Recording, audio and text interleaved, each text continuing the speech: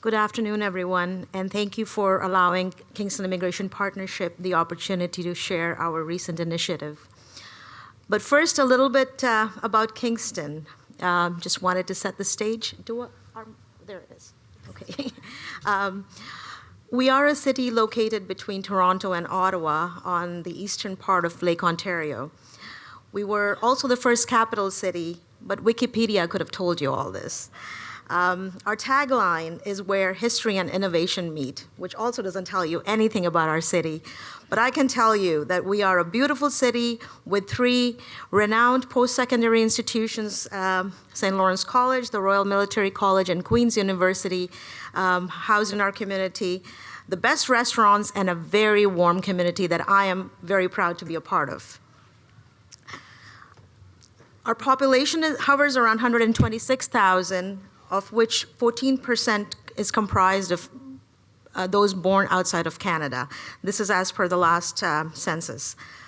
So understanding that racism and discrimination and xenophobia are on the rise in various municipalities across Canada, our community was very keen on addressing this very difficult but prevalent issue. We launched a project called Change the Conversation, and the goal of the project was obviously to address racism and discrimination.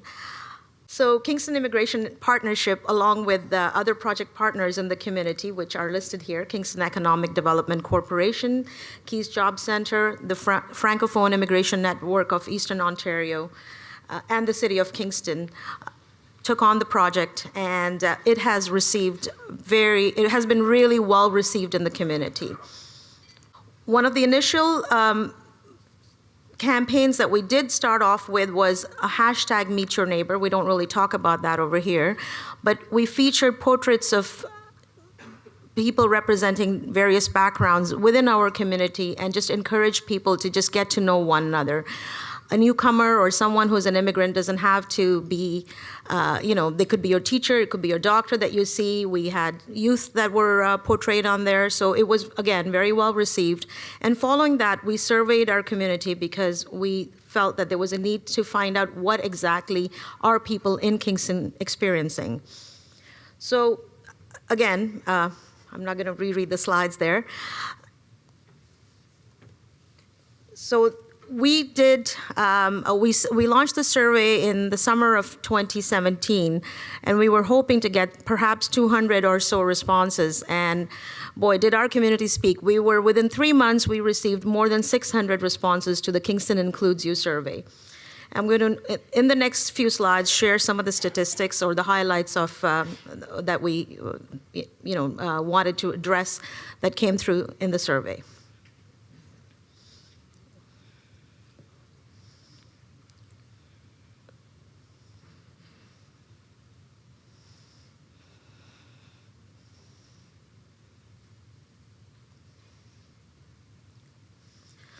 So clearly, non-European Canadians felt, there was a higher rate of non-European Canadians that felt discriminated within the community.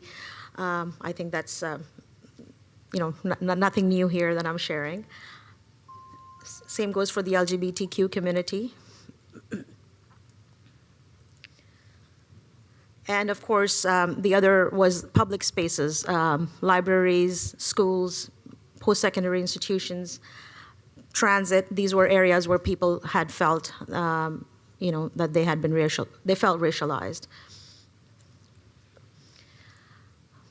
In the survey, we also wanted to sort of address what is the impact of racism and discrimination. And again, we realized that it's there's a sense of loss of community spirit. It has an impact on the economy and whatnot. So again, we knew that something needed to be done there.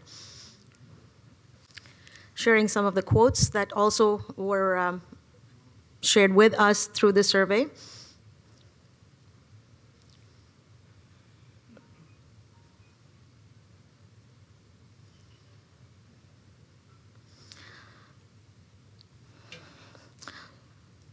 So what to do, and this is what saw the inception of our SayHello campaign, and 5 individuals from our community were brave enough to share their stories and these incidents took place within the last couple of years where they had felt racialized, and we launched our hashtag SayHello campaign. So the campaign has like a public awareness component to it, and then we also, what are we going to do after that, the education component to the campaign as well. So these are the 5 individuals that shared their stories. We created posters, postcards, billboards, some signage for Kingston Transit, and 5 videos that are I'm hoping that we can share, if time permits, with you all. So a really common experience I have is being asked, where are you from? I guess the impact on me is that I continually feel like I'm a stranger, or I'm a foreigner, or I'm someone who doesn't belong in the community. Jokes that people make, for example, imitating accents. So just little things, I guess, in your everyday life that make you feel like you're different. That you're not white, basically. Often I think white people don't think about their race because it's not something that's normal for them. I think if someone maybe says that, oh, well, that could be seen as negative, what you just said, really reflect on your own biases and maybe your own perspective of why you think certain things. I was walking in the mall, going to get my food on my break, and I was just being heckled by this guy. He was calling me names. He said he called me a sand nigger. He told me to go back to my country, and then he proceeded to shove me, and he just kept yelling, and then everyone around was looking at him weird. Like, no one said anything though, except for when the security came and spoke to him and took him away just to talk to him more. I was just confused as to why he would say it. Like, I didn't do anything to him, I didn't speak to him or anything. It just kind of happened. It just kind of made me feel unsafe in this community, or like kind of discriminated in a way.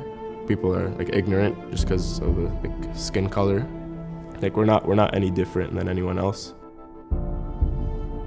My biggest story in terms of racism is this video I have from my 5th birthday party or 4th birthday party, and my mom saying, "How'd you like being 4?" I was like, "Well, it was really boring." She's like, "Well, why?" I was like, "Well, no one wanted to play with me because I was only brown." And so my mom gets really upset, and she's like, "Well, you're not gonna let that stop you, are you?" And I'm like, "Well, no." And it's like this really sad moment, and the camera stops. When I look back, it's like those kids obviously learned that from somebody. It's good that as a white person to just speak up and say, you know what, that's not okay. And it's just like, if you know something's wrong, even if you're not representative of that group who's being impacted, it's just standing up and saying something. So it's not always the person of color saying, that was a really bad idea. After about 1 month for arriving to Kingston, my wife and I get to the bus. A man, don't know him, he's about 50 years old, looked at us angrily and said, "Why are you coming here? We are not paying taxes for you. We are coming to have our job. Go back to our countries and do something for your people." And he continued.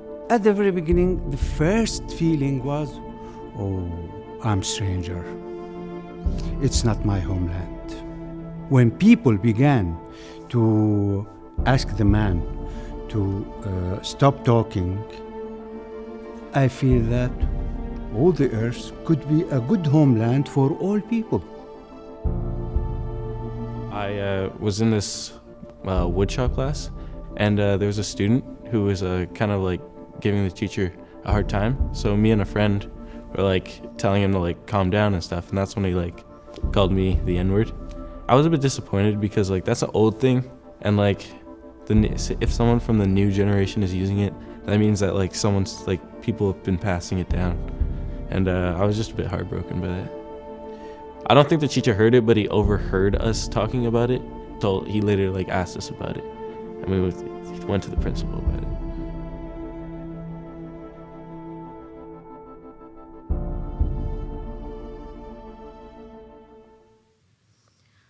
So I think these were 5 really brave individuals who shared their stories with us. And some of these, like especially the 2 young fellows, they're from high school.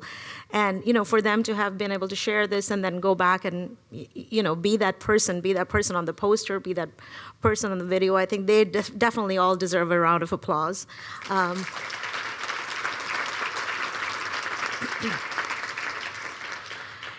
And why did we choose Say Hello? Because it's perhaps the oldest greeting that is known to all of us. And it was a simple message. If only you take time to say hello and get to know someone, perhaps a lot of these differences that we feel do not arise.